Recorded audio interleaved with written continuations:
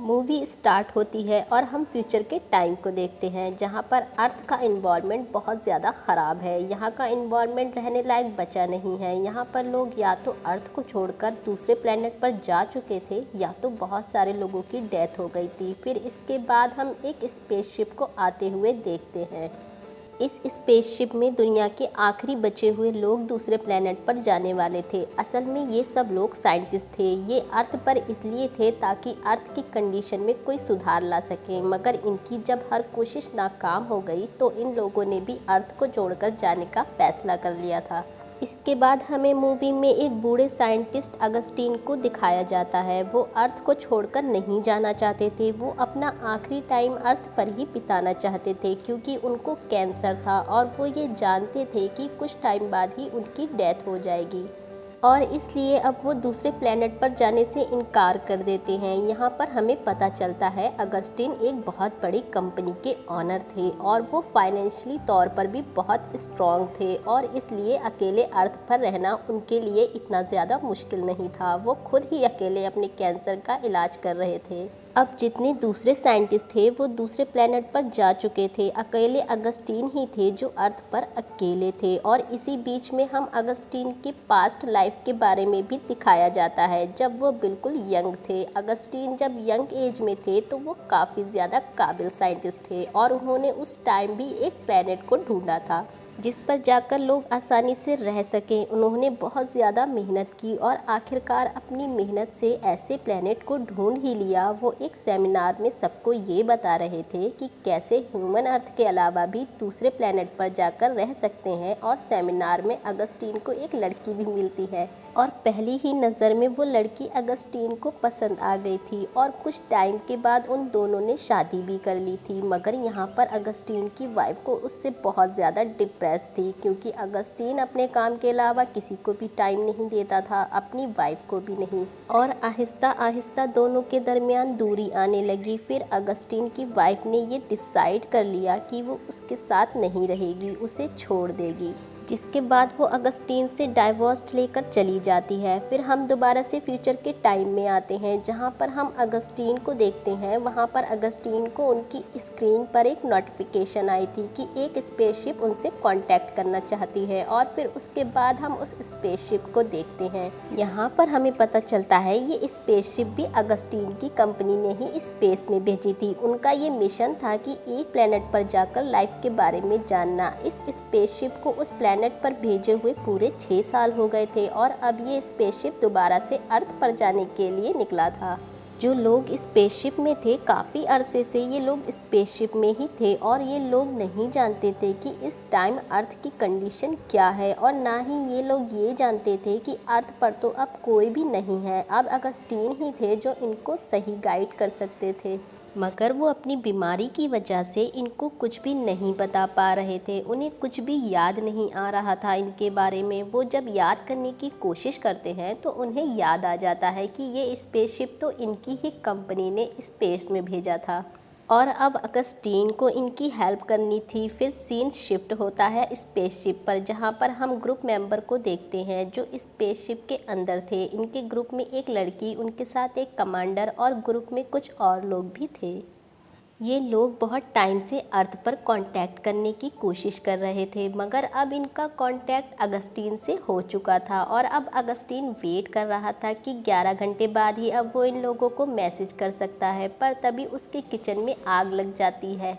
वो जब किचन में जाकर आग बुझाने की कोशिश करता है तो उसको एक छोटी बच्ची मिलती है। अगस्टीन इस बात पर हैरान थे कि ये छोटी बच्ची यहाँ पर आई कैसे। अगस्टीन उस बच्ची से बात करने की कोशिश कर रहे थे और उनको बात करने पर ये पता चलता है कि ये बच्ची तो गूंगी थी, मगर फिर वो ये पता लगाने की कोशिश कर रहे थे ये बच्ची यहाँ पर आई कैसे। तभी वो बच्ची ड्राइंग से अगस्टीन को कुछ बताना चाह रही थी। वो ड्राइंग बना रही थी जिससे अगस्टीन को पता चलता है इस बच्ची का नाम आयरिश है और तभी अगस्टीन को याद आता है कि 11 घंटे हो चुके हैं और उसे दूसरे स्पेस वालों से कांटेक्ट करना है और बात करने पर उसको पता चलता है कि यहाँ पर तो सिग्नल्स ही नहीं थे और इसी वजह से उनका कांटेक्ट उनसे नहीं हो पा रहा था। अगस्टीन अगस्टीन अपने एंटीना को ठीक करने के लिए जाते हैं, मगर इससे भी कोई भी फ़ायदा नहीं हुआ था। वो ये सोच रहे थे अब क्या हो सकता है। उस बच्ची के साथ अगस्टीन की अंडरस्टैंडिंग भी बहुत ज़्यादा बढ़ गई थी और यहाँ पर अगस्टीन को अपना इलाज भी खुद ही करना था। पर तभी इनको यहाँ पर एक प्लेनेट नज़र आता है। ये ऐसा प्लेनेट था जिससे कि वो कांटेक्ट कर सकते थे। वो ये सोचते हैं अगर इस प्लेनेट के साथ कांटेक्ट होगा तो ये दूसरे प्लेनेट से भी कांटेक्ट कर सकते हैं। वो यहाँ से निकलने का फैसला करते हैं और साथ उस बच्ची को भी ले जाने को कहते हैं। पर इन्हें ये पता नहीं था कि वो वापस कब आएंगे, इसलिए वो उस छोटी बच्ची को अपने साथ ले जा रहे थे। वो अपने साथ ऑक्सीजन और कुछ गर्म कपड़े भी ले लेते हैं। अगस्टीन थोड़ा सा सफ़र करने के बाद थक गए थे, पर तभी उनके नीचे की बर्फ़ टूट जाती है और वो डूबने लगते हैं। पर वो वहाँ पर खुद को और उस बच्ची को बचा लेते हैं। अब उनका सारा ज़रूरत का सामान भी डूब गया था। आगे वो डिसाइड करते हैं कि वो पैदल ही चलकर अपना सफ़र करेंगे, मगर अगस्टीन इतने ज़्यादा तेज़ नहीं चल सकते थे क्योंकि वो बीमार थे। चलते चलते उनकी हालत बहुत ज़्यादा ख़राब थी। वहाँ पर बर्फीला तूफ़ान भी आ रहा था। उस तूफ़ान की वजह से आसपास देखना भी बहुत ज़्यादा मुश्किल हो रहा था क्योंकि हर तरफ बर्फ़ थी। तूफ़ान की वजह से अगस्टीन का हाथ से उस बच्ची का हाथ छूट जाता है। वो बहुत ज़्यादा परेशान हो जाता है और उस छोटी बच्ची को ढूंढने लगता है। बहुत ज़्यादा ढूंढने के बाद वो छोटी बच्ची अगस्टीन को मिल गई थी। फिर वो अपना सफ़र आगे करते हैं। अब आखिरकार उन्हें वो जगह मिल चुकी थी। इसके बाद सीन शिफ्ट होता है उन्हीं साइंटिस्ट पे जो स्पेसशिप के अंदर थे। वो ये समझ रहे थे कि वो लोग रास्ता भूल गए हैं और वो लोग शायद गलत डायरेक्शन पर जा रहे हैं। अब ये सभी लोग मिलकर सही डायरेक्शन में जाने का फैसला करते हैं। इस रास्ते के बारे में किसी को कुछ भी नहीं पता था कि आगे जाके इनके साथ क्या होगा, मगर फिर भी अपने स्पेसशिप को लेकर इस रास्ते पर चल पड़ते हैं। दूसरी तरफ अगस्टीन जो अब इन लोगों से कांटेक्ट कर पा रहे थे, वो उनको अर्थ के बारे में बताते हैं, पर तभी इनका कनेक्शन टूट जाता है। अब जो सली थी वो डिसाइड करती है वो बाहर जाएगी और अपने कनेक्शन को ठीक करेगी दोबारा से अगस्टीन से कांटेक्ट करने के लिए, मगर यहाँ का रास्ता बहुत ज़्यादा खतरनाक था। हर तरफ चट्टानें थीं। सली अपने पार्टनर के साथ बाहर जाती है और कनेक्शन को ठीक कर देती है, मगर तभी दूसरी चट्टान उस कनेक्शन से फिर से टकरा जाती है और दोबारा से इनके कनेक्शन को तोड़ देती है। इनका स्पेसशिप बहुत बड़े रॉक से टकरा गया था और ये बहुत ज़्यादा इंजर्ड भी थे। इनके एक ग्रुप मेंबर की डेथ भी हो जाती है, पर सली हिम्मत करती है, वो अपने कनेक्शन को ठीक कर लेती है और अगस्टीन से बात करती है।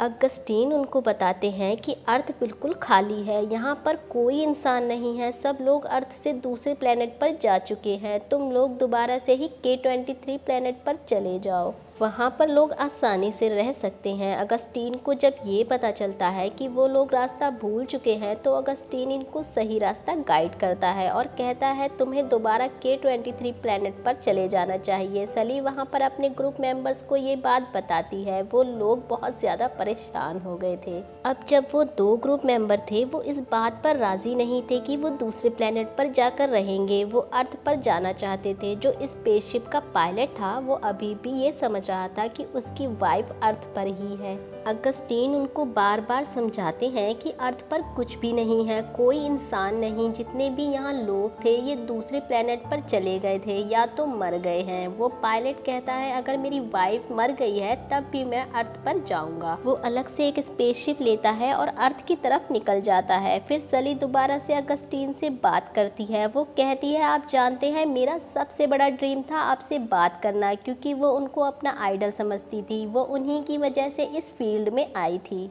और उन्हीं से सीखकर वो एस्ट्रोनॉट बनी थी। वो उसको अपना नाम आयरिश सिली बताती है। अब जब अगस्टीन यहाँ पर आयरिश का नाम सुनता है तो वो अपनी पुरानी लाइफ में अपनी छोटी बच्ची को याद करता है।